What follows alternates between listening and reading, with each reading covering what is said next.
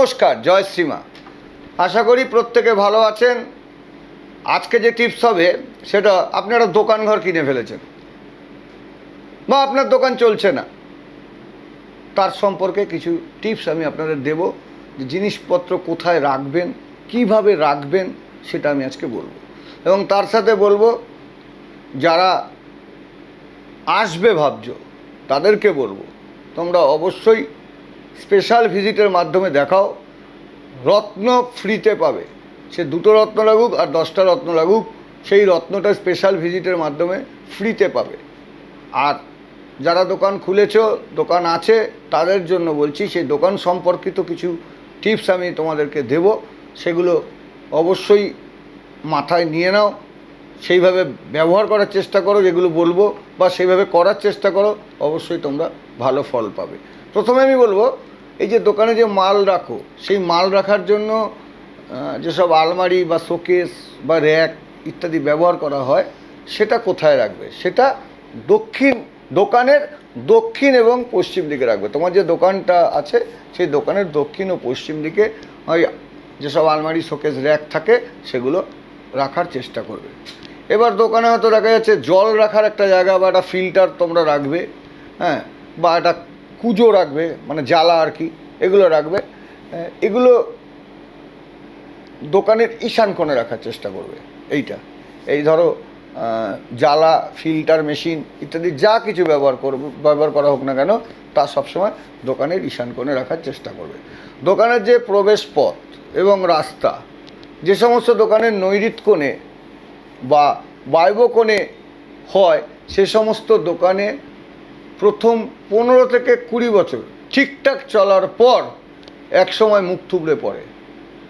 তখন ব্যবসা এতটাই মন্দা হয়ে যায় যে পুনরায় তাকে চাঙ্গা করার জন্য কারো সহযোগিতা পাওয়া তো যায় না, কেউ আর্থিক দিয়ে উপকার করবে না, বা অন্য কোনো সাহায্য কেউ কিন্তু এগিয়ে আসবে না। এই বায়ব্য কোণ আর নৈঋত্য কোণ বা বায়ব্য কোণে যদি দোকানের প্রবেশপথ হয়, বা রাস্তা যে সমস্ত দোকানের নৈঋত্য কোণে বা বায়ব্য কোণে রয়েছে, তাদেরকে আমি বলছি, তাদের হয়তো 15-20 বছর ব্যবসাটা ঠিকঠাক চলবে, তারপরে কিন্তু একটা সময় এসে মুখ থুবড়ে তোমরা পড়ে যেতে পারো। লক্ষ্য রাখতে হবে, দোকানের যে বিম যদি একাধিক থাকে, তাহলে কিন্তু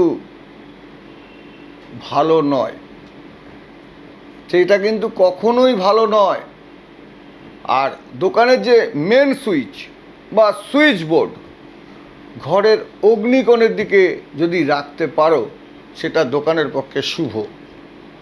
দোকানের যে সমস্ত মাল তাড়াতাড়ি বিক্রি হয়ে যাবে, বা যেসব মালের বিক্রি বেশি, সেগুলো বায়ুকোণের উত্তর দিকে রাখা দরকার। এতে ভালো ফল হয় এবং চোখ বন্ধ করে সুনিশ্চিত লাভ তোমরা পাবে।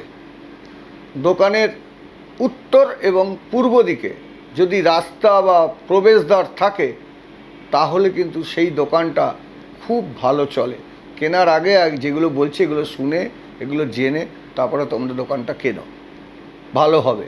ক্যাশ কাউন্টার দক্ষিণ দিকের দেওয়ালে সাটিয়ে এমনভাবে রাখবে যেন তার মুখটা উত্তর দিকে বা পশ্চিম দিকে অথবা পূর্বের দিকে খোলে, অর্থাৎ দক্ষিণ দিকে যাতে না হয়। দোকানে যে ফার্নিচার সব কাঠের যদি তৈরি হয়, তাহলে সেক্ষেত্রে খুব ভালো।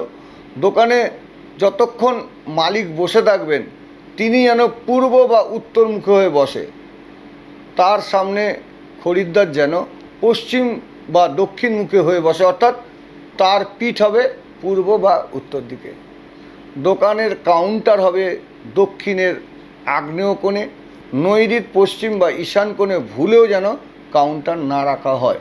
এই যে বিজনেসম্যানদের জন্য এই দোকান সম্পর্কিত আমি কয়েকটা টিপস যে দিলাম, এই দোকান সম্পর্কিত টিপসগুলো তোমরা শুনে এইভাবে রাখার চেষ্টা করো, অবশ্যই তোমরা ভালো ফল পাবে। আর তার সাথে বলবো, যারা আসতে চাইছো তাদেরকে বলবো, অবশ্যই তোমরা আসবে, বলবে স্পেশাল ভিজিটে দেখাবো। ওই স্পেশাল ভিজিটে দেখালে কিন্তু তোমরা সম্পূর্ণ বিনামূল্যে রত্ন পেয়ে যাবে। সেই রত্নের প্রতিকারটা সম্পূর্ণ বিনামূল্যে তোমরা পেয়ে যাবে ওই স্পেশাল ভিজিটের মাধ্যমে। আজকে আর সময় নেই, তোমরা প্রত্যেকে সুখে থাকো, ভালো থাকো, আনন্দে থাকো, এই বলে আজ অনুষ্ঠান শেষ করছি। নমস্কার, জয় শ্রীমা।